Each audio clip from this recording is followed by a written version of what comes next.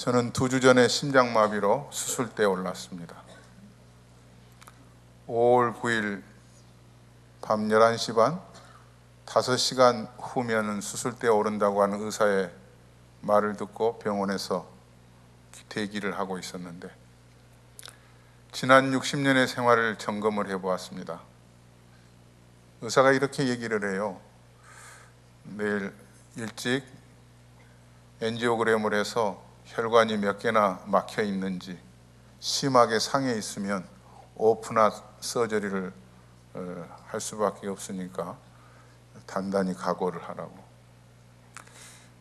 지난 60년 하나님이 참 은혜를 많이 주셨어요. 그의 한 일부가 헤브론 교회에서 여러분들과 함께 섬겼던 시간도 주마등처럼 지나갔었습니다. 그리고 참 부족하고 허물이 많아서 하나님 앞에 회개할 수 있는 부족한 잘못들을 또 꺼내놓는 시간도 있었습니다. 새벽 5시 반까지 별로 그렇게 깊이 잠이 들지 않고 생각에 깊이 묻히면서 또 이런 기도가 나오더라고요. 간절한 마음이에요. 갈급해 있는 거예요. 하나님, 혹시 기회를 주신다면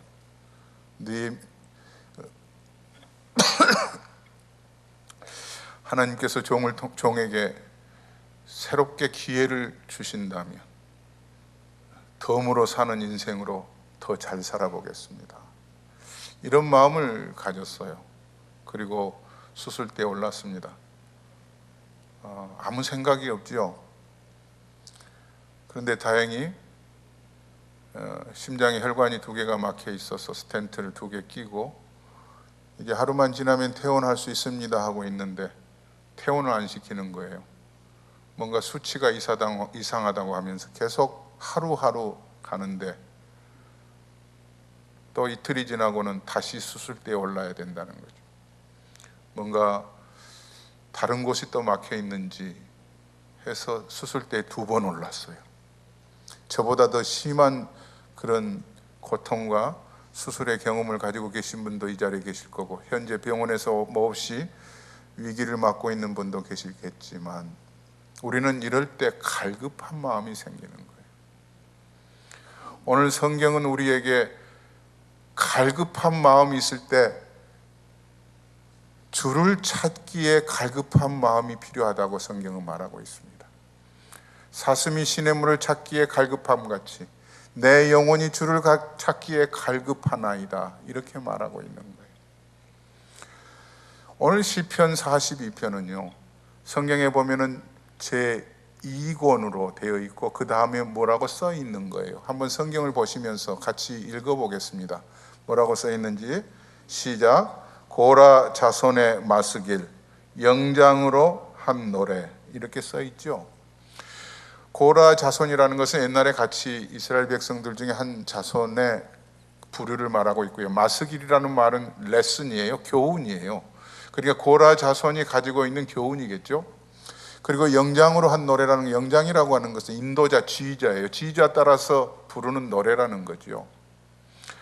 그런데 고라 자손이 어떤 일들이 있었기에 이렇게 교훈을 갖고 시를 쓰고 있는가? 44편 1절에서 자기의 열조가 가진 일들을 기억하자고 이렇게 1절에서 소개를 하는데, 시편 44편 1절을 한번 읽어보겠습니다. 다 같이 읽습니다. 하나님이여, 주께서 우리 열조의 날 곧 옛날에 행하신 일을 저희가 우리에게 이르매 우리 귀로 들었나이다, 이렇게 말하고 있죠. 민수기 16장으로 이렇게 거슬러 올라가면 고라 자손이 이스라엘 백성들이 홍해를 건너서 광야를 지나가는 가운데 하나님이 지도자로 모세를 세우셨습니다. 아론과 함께 이스라엘 백성들을 이끌고 있는데, 고라 자손이 리더십에 따라서 모세와 아론에게 대들었어요. 소위 너만 제사장이냐, 너만 지도자냐. 그런데 하나님이 고라 자손의 손을 들어주지 않고 모세의 손을 들어줍니다. 그리고 고라 자손에게 저주를 퍼부어요. 고라 자손이 전멸해야 될 텐데 민수기 26장쯤 가면 고라 자손의 아들들을 살려주세요. 그 아들들이 하나님이 얼마나 우리를 사랑하셨으면, 우리에게 은혜를 부어주셨으면 이렇게 살려주셨을까 하면서 나중에 다윗의 편에 서서 다윗이 자기 아들 압살롬의 반역을 받고 도망치는데 다윗과 함께 산으로 도망가고 이렇게 자유롭지 못한 환경에 처하게 된 거예요. 지금 자유롭지 못한 동굴과 같은 그런 장소에 머물고 있으면서 이전에 하나님께 어떻게 예배했으며, 이 고라 자손이 나중에는 하나님을 찬송하는 사람들이에요. 성가대와 같은 거예요. 이런 찬양자로 하나님의 집에 문지기로 찬양하는 사람으로만 살아도 좋겠습니다. 하나님이 그렇게 세워주셨어요. 그런데 자유롭지 못하니까 고통스러워서 하나님 앞에 호소하는 것이, 갈급한 마음으로 호소하고 있는데 내 영혼이 주를 찾기에 갈급합니다. 그런데 어떤 갈급함이냐 하면 사슴이 시냇물 찾기에 갈급하다는 거예요. 왜 여기서 사슴이 나오죠? 낙타가 안 나오고 양이 안 나오고 다른 동물이 안 나오고 왜 사슴이 나올까요? 사슴은요, 일상생활을 하는데 다른 때는 조용하대요. 그런데 목이 마르면은요, 물불을 안 가린대요. 앞에 베이는 게 없대요. 자기를 잡아 먹으려고 하는 맹수들이 자기 앞에 나타나도 그냥 괴성을 지른다는 거예요. 내가 죽으면 죽으리라, 물을 먹지 않으면 안 되겠다, 이런 마음으로 괴성을 지르다는 거예요. 그러니까 꽥꽥 소리를 냈든지 어떻게 냈겠죠? 그런 것처럼 내 영혼이 주를 찾기에 꽥꽥 소리 내라는 이야기입니다. 사랑하는 성도 여러분, 우리는 순간 갈급할 때가 있어요. 위기를 만날 때가 있어요. 늘 좋지만은 않아요. 예수님을 처음 만나서 믿음의 생활할 때 여러분 어땠어요? 주님만 생각해도 감격이 있고 눈물이 주르르 흐를 때가 있으셨을 거예요. 찬송만 불러도 마음속에 환희가 생기셨을 거예요. 성가대에 조인해서 성가대로 하나님 앞에 찬양할 때는 더 그랬을 것이고, 예배하는 중에 성가대나 우리 예배 해중 가운데 찬송을 불렀을 때에도 그냥 무덤덤하게 이렇게 찬송 부르는 그때는 아니셨을 거예요. 그러나 요즘 어떠세요? 지금도 그 감격이 있으시나요?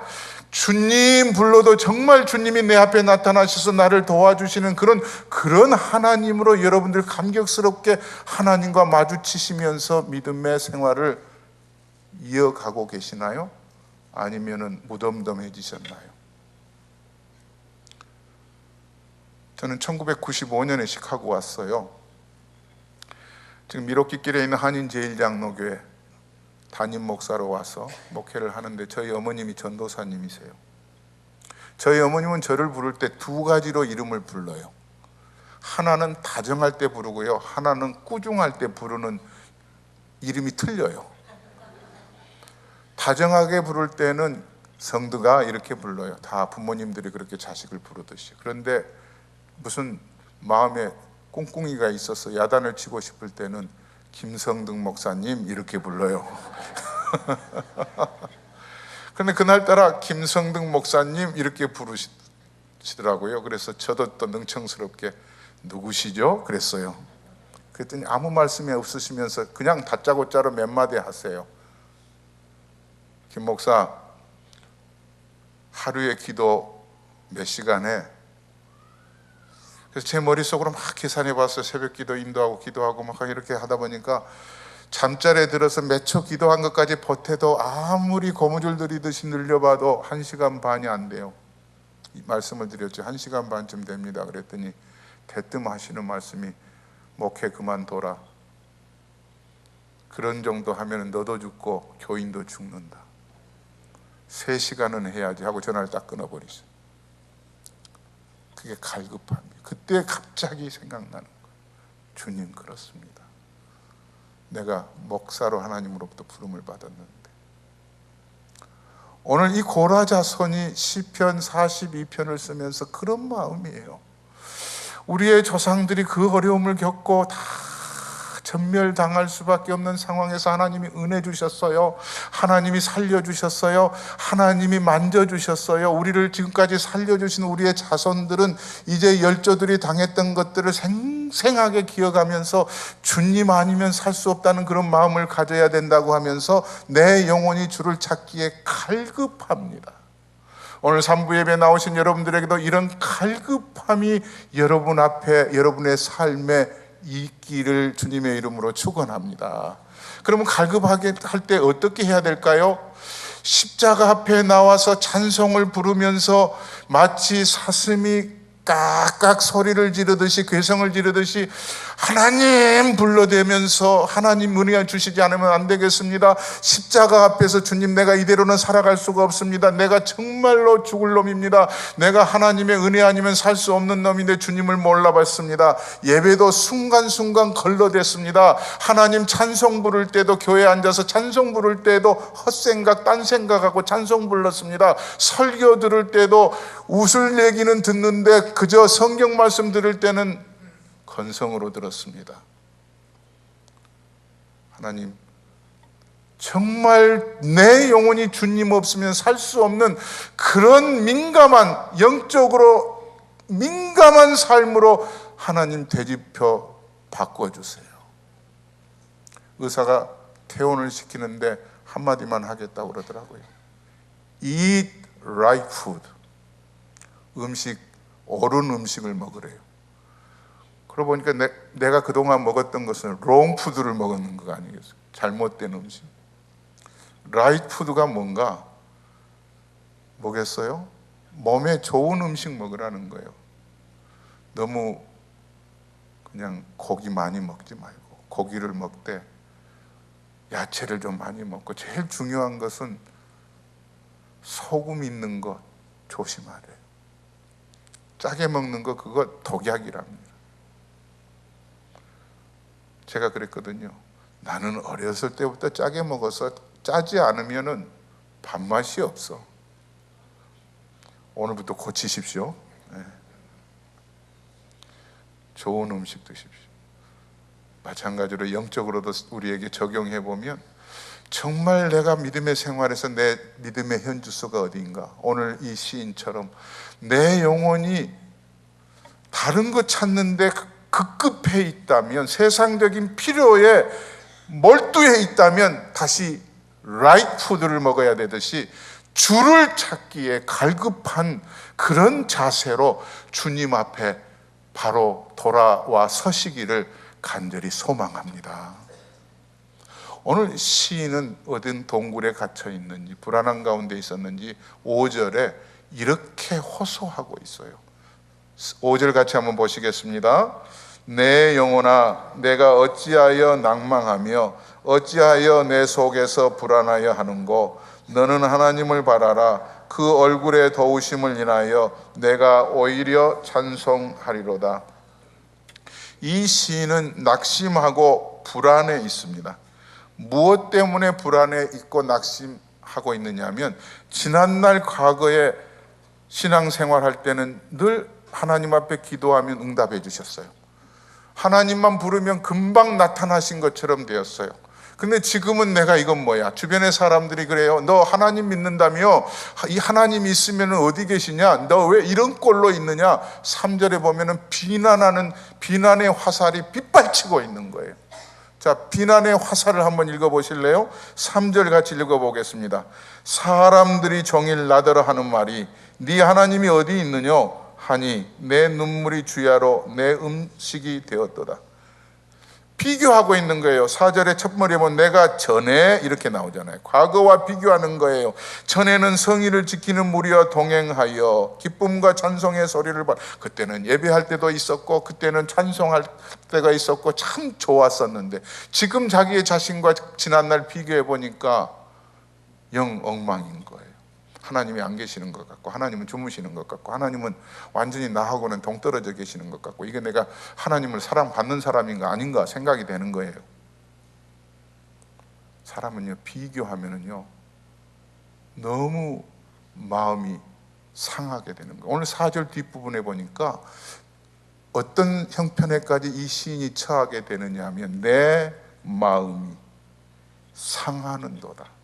여기서 마음이 상하다고 하는 말은요, 마음이 갈기갈기 찢어진다 이런 뜻이에요. 완전히 이제는 파괴돼버린 상태예요. 어떻게 할 수가 없는 거예요. 한 가지 예를 들어 보겠습니다. 비교가 얼마나 나쁜지. 서울 예고 동기 동창이고 입학도 같이 했고 졸업도 같이 했고 서울대 음악대학 성악과를 한 사람은 수석으로 입학을 했고 또 다른 사람은 수석으로 졸업을 했습니다. 한 사람은 유명한 세계적인 소프라노 가수인 누구죠? 조수미 씨가 되었고요. 한 사람은 남자로서 유명한 파바로티 같은 테너 복음성가 가수가 되었어요. 박정호 씨예요. 앞서거니 뒤서거니 하면서 고등학교 3년, 대학 4년을 같이 공부를 했어요. 그리고 복음성가 가수로 박정호 씨가 이곳저곳을 다니면서 찬양을 하는 중에 어느 교회에서 자기를 이렇게 소개를 했어요. 오늘 오신 분은 서울예고 서울대학 음악대학 조수미 씨와 동기 동창이신 분이 오셨습니다. 이렇게 소개를 했어요. 소개를 듣고 속이 뒤집혀 버린 거예요.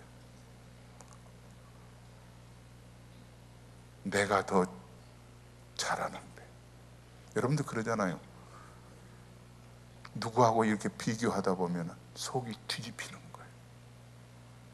박정호 씨가 그날 찬양을 어떻게 했는지 모르고 집으로 돌아가면서 하나님 앞에 이렇게 하나님 앞에 통보하는 거죠. 기도도 아니지 이거는. 통보해요. 하나님 오늘로 복음성가 가수 은퇴입니다. 그리고 유명한 성악가 교수에게 교수가 있는 학교에 어플라이를 합니다. 메네시스 대학이라고. 그래서 그분의 앞에서 예비 오디션을 봐요. 그런데 예비 오디션을 끝내고 나서 이 교수가 평가를 하는데 너무나도 칭찬을 해주는 거예요. 한국에서 테너 가수가 이런 가수가 있다니. 당신 유명한 세계적인 파바로티를 뛰어넘을 수 있는 가수가 되겠다. 이제 다음 날 본선에 오디션만 거치면은 이제 새 출발을 할 수가 있는 겁니다. 그리고 집에 잠자리에 들어서 그 다음 날 본선에 나가기 위해서 이렇게 컨디션 조절을 하는데 아침에 일어나려고 하는데 갑자기 침이 옆으로 주르르 흐르는 거예요. 침대에서 일어날 수가 없는 거예요. 학교로 가서 오디션을 봐야 될 사람이 응급실로 갑니다. 그리고 응급실에서 상당한 시간 동안에 치료받고 입원하고 난 다음에 퇴원할 때까지 긴 갈급한 심령 속에서 자기 자신을 돌아보는 거예요. 내가 찬양하는 자리에 있는 것만도 감사한데 내가 왜 조수미하고 비교했을까? 왜 하나님에게 이렇게 통보해버렸을까? 시간 주신 것도 감사하고 생명 주신 것도 감사한데 하면서 회개하고 하나님 앞에 애원해. 하나님 살려만 주세요. 의사가 그래요. 당신은 일어나도 노래 못할 거라고. 겨우 걸어만 다녀도 다행일 거라고. 하나님 살려만 주시고 노래할 수 있는 시간만 주시면 제 평생 주님만 바라보면서 노래하겠습니다. 자기를 위해서 마치 써놓던 찬양처럼 그 찬양을 속으로 불러봅니다. 하나님 이 찬양을 정말 내 목소리로 다시 한번 부를 수만 있으면 좋겠습니다. 나를 지으신 이가 하나님. 여러분 아시잖아요. 나를 부르신 이가 하나님, 나를 보내신 이도 하나님.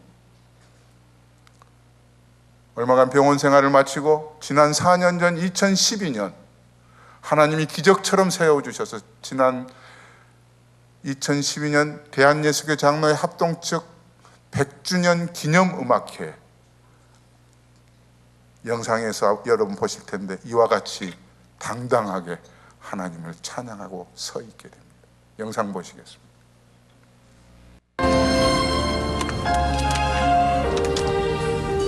나를 지으시는 하나님,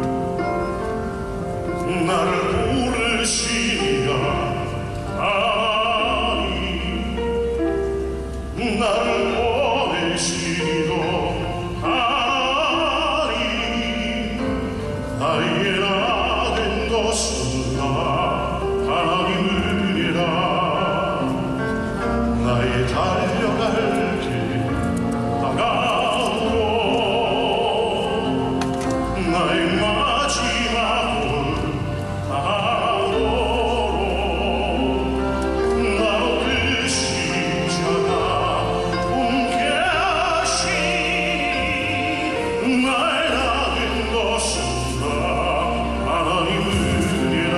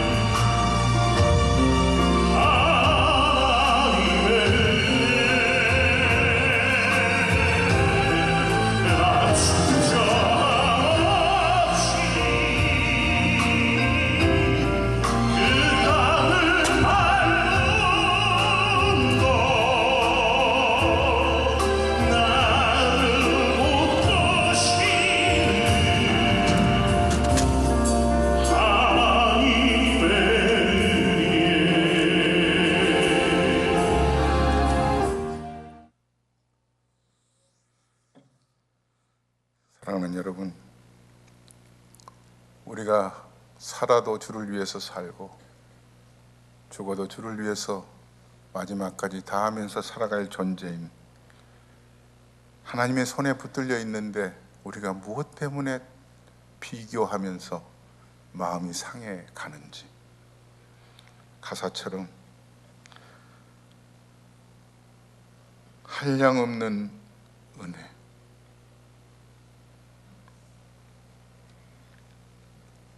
너무나도 크지 않아요. 오늘 본문을 통해서 두 번째 생각해 볼 것은 마지막인데요, 불안하고 걱정하는 사람은 왜 불안해하고 걱정할까? 자기에게 매몰되기 때문에 그러는 거예요. 불안하고 걱정할 때는요, 자기밖에 안 보이는 거예요. 남이 안 보여요. 자신 안에 갇혀 있는 거예요. 이 42편과 43편이 같은 저자인데 단어를 보면은 내가, 나, 이 단어가 51회가 나와요. 그리고 하나님이라는 단어는 그 반도 안 나와요. 자기만 쳐다보고 있는 거예요. 자기에게 매여 있는 거예요. 자기에게 매이면 매일수록 자기 눈이 가려진 거예요. 그러다 보니까 절망할 수밖에 없는 거예요. 나는 별 수 없는 놈이구나. 나는 무능한 거야. 나는 끝났어. 이대로는 이제 나는 더 이상 재기할 수가 없어. 이런 생각에 묻혀 있는 사람은 실패한 사람이에요. 실패한 자가 되는 지름길이 뭔 줄 아세요?